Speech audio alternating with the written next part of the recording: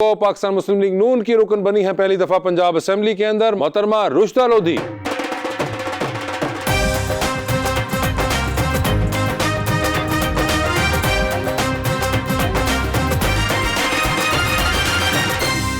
उनका साथ देने के लिए हमारे दूसरे मेहमान दूसरी बार पंजाब असेंबली के रुकन बने हैं। पहली बार पीटीआई के रुकन के तौर पे थे और इस बार सुन्नी इत्तेहाद काउंसिल हैं जनाब राना शहबाज अहमद।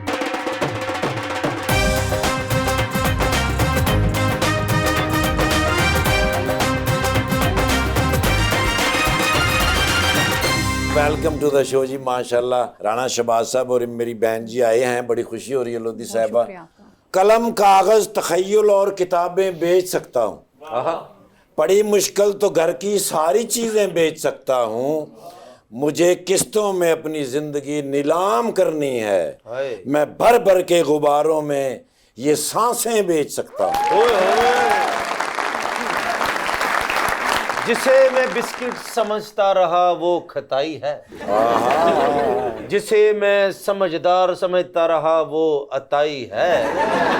आज चुप ही रहे तो बेहतर है ठाकुर, क्यों? आज जुगतों की मशीन आई है। राना साहब आपके ऊपर आते ही इन्होंने बड़ी जिम्मेदारी डाल दी है। बस इनकी मेहरबानी है। मैं कहना थे पर्चे पे रहे, जिम्मेदारी भी पाओ।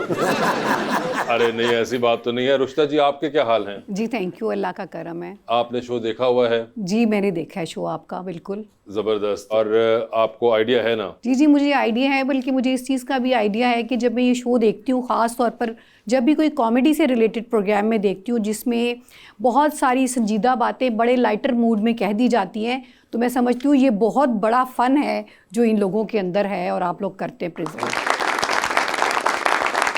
और मैडम आप माशाल्लाह जिस तरह कपड़े आपने पहने, एडवोकेट भी हैं? जी मैं एडवोकेट हूँ, मैं इलेक्टेड मेंबर हूँ पंजाब बार काउंसिल। अगर तुहानू कोई जुगत हो जाए तो कोई पर्चा तो नहीं करवाओगे? पहले पूछ ला ना, आज बात हो जाए अरेस्ट हिम। नहीं जी, इजाज़त है जी। Thank you. नहीं जुगत आपको बहनों को कौन जुगत करता है?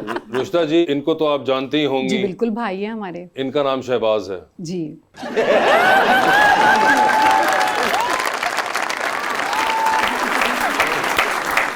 और आज आपने इनको शरीफ करके भेजना। ये मुश्किल काम है। क्यों? ये मुश्किल काम क्यों है? आप तो वकील हैं, आप तो डिबेट की मास्टर हैं। देखिए मैं बात करती हूँ डिबेट के साथ साथ प्रैक्टिकल की भी ना, कि सिर्फ डिबेट तक बात नहीं रह जानी चाहिए, वो जिसे कहते हैं ना गुफ्तन नशिस्तन बर्खास्तन, ऐसा नहीं होना चाहिए, कुछ आउटपुट भी होना चाहिए उसका। आउटपुट भी होना चाहिए। तो सर आउटपुट क्या है बता दें फिर फौरन। सर देखें, हमें तो यही चाहिए कि जो वक्त आ गए, हालात आ गए हैं, तो हमें तो 2 टाइम का खाना ही मिल जाए तो हम राज़ी हैं। बिल्कुल। पूरे 25 करोड़ आवाम का जो मसला इस वक्त मेन बन गया है, तो बिजली जितनी महंगी हो गई है, जितनी गैस महंगी हो गई है, खाने पीने की चीज़ें महंगी हो गई हैं, गरीब की पहुंच से बाहर हो गई हैं, तो इस वक्त जो हालात थे ये पिछले 76 साल से नहीं थे। अब हमारी तो यही कोशिश है कि किसी तरीके से 2 वक्त की रोटी मिल जाए और गुजारा हो जाए। मैं तंदूर दे लागे घर ले दे यार। शहबाज साहब एक ज़रा सीरियस एक सवाल है। देखिए ये भी एक बड़ी आपको लगता नहीं कि किस्मत की सितम ज़रीफ़ी है कि एक तरफ हालात जैसा कि आपने भी डिस्क्राइब किए ये हैं, और अच्छी बात यह है कि आपने इसमें कोई पॉलिटिकल एंगल नहीं किया। आपने कहा कि ये एक रियलिटी है जो कि एक माशी रियलिटी बन चुकी है हमारी। अब एक तरफ आपको पता है कि ये एक माशी हकीकत है जिसको सब फेस कर रहे हैं, दूसरी तरफ आपकी अपनी एक सियासी जंग भी है। तो इन हालात में सियासी जंग का भी सिरा थामे रखना और साथ ही साथ एक इस मौशी हकीकत का भी सिरा थामे रखना, ये एक बड़ी मुश्किल पोजीशन में नहीं है? देखें सियासी जो जंग है ये तो चलती रहती है। अब मसला जो है ना खाने पीने का बना है, बिल्कुल खुराक का बना है। ये जो गंदम के मसाइल हैं, ज़िम्मेदारों के मसाइल हैं, क्योंकि हमारे लोगों के पास काम कोई नहीं है। 70% जो हमारा इन्हासार है ना जी, वो एग्रीकल्चर पर। ना इधर से तेल निकलता है, ना कोई और चीज़ निकलती है, ना सोना निकलता है। यहाँ पर जो तमाम लोग, जो 25 करोड़ लोग हैं ना, उनके पीछे अगर आप देखेंगे तो किसान आएगा, हमारी गंदम आएगी, हमारी कपास आएगी, उसके अलावा और फसलें, हर जो चीज़ पैदा हो रही है ना जी, वो एग्रीकल्चर का वही पैसा जो शहरों में आकर इस्तेमाल होना है, जो 25 करोड़ लोगों के अंदर उसी से कारोबार चलने हैं।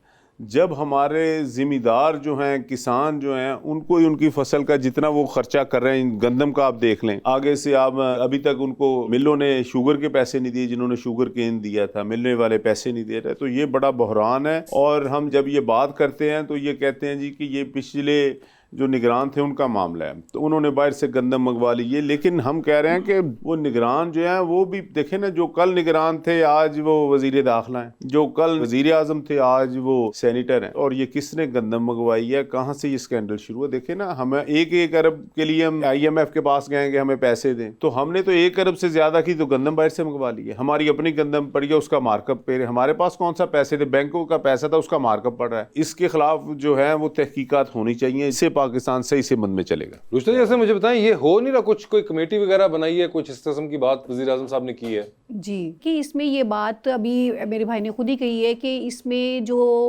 कहा जा रहा है कि निगरान हुकूमत जो है वो जिम्मेदार है। देखिए, जो निगरान हुकूमत होती है ना, वो एक इंडिपेंडेंट हुकूमत होती है, उसका किसी भी पार्टी के साथ कोई ताल्लुक नहीं होता। अब जब एक्टिंग गवर्नमेंट आई है और उस दौरान में अगर कुछ अच्छी बातें हुई हैं तो उसका क्रेडिट भी उनको ही जाएगा, और अगर कुछ चीज़ें गलत हुई हैं, मिसमैनेज हुई हैं, तो जाहिर है कि ये भी उनकी नहीं, मगर वो उनको पॉइंट भी उनका वैलिड है कि जो एक्टिंग गवर्नमेंट में एक चले हिस्सा जो थे, जिस तरह पंजाब के अंदर मोहसिन नकवी साहब थे, तो वो अब आपकी फेडरल कैबिनेट का हिस्सा हैं। जी बिल्कुल ऐसे ही है। देखिए, इस जो तरह वजीर आजम थे उनको भी उन्होंने सेनेटर बना दिया, काकड़ साहब अब सेनेटर है। वो भी सेनेटर हैं, मगर चले वो तो वो इनका एक स्टेप पीछे है, वो दूसरे वाले साहब तो काबीना में है ना। देखिए जी, लेकिन उनका देखिए, ऐसे ही यही होता है क्लेम ना। था कि हम आपको लेकर आए, अब आप हमें ले आए, अब ये उनको ले आए।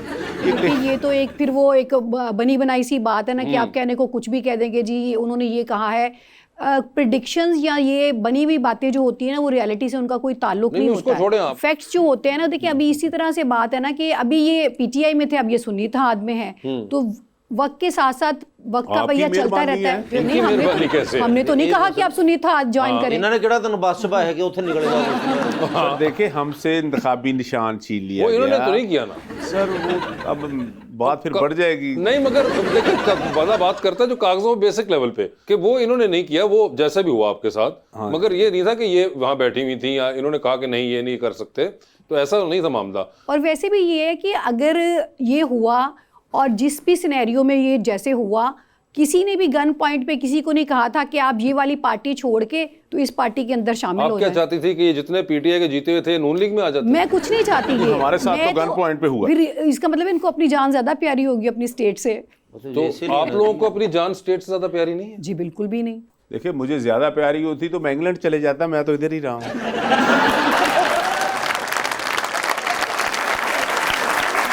यार, एक तो ये जो आप दोनों के बातों के दरमियान जो इंग्लैंड जो खराब होता है ना, इसका मैं क्या करूं यार। ये इंग्लैंड में बात आप लोग क्यों ले आते हैं? आप पाकिस्तान में रख के बात आप दोनों मुड़ मुड़ के इंग्लैंड जाते हैं। इंग्लैंड वाले क्या सोचते होंगे? ठीक है सर, हम मरी भी नहीं जाते जैसा आप कहें।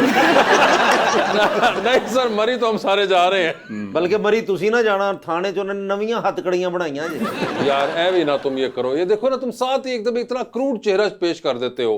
सर मैंने बातें हो रही हैं इंग्लैंड की, मरी की, बीच में तुमने हथकड़ियां डाल दी हैं पकड़ के। ਤੁਹਾਡੇ ਵਰਗੇ ਬੰਦੇ ਜਦੋਂ ਬੰਦਾ ਫੜਿਆ ਜਾਂਦਾ ਫਿਰ ਕਹਿੰਦਾ ਯਾਰ मुझे यकीन नहीं था ये कैसे हो गया।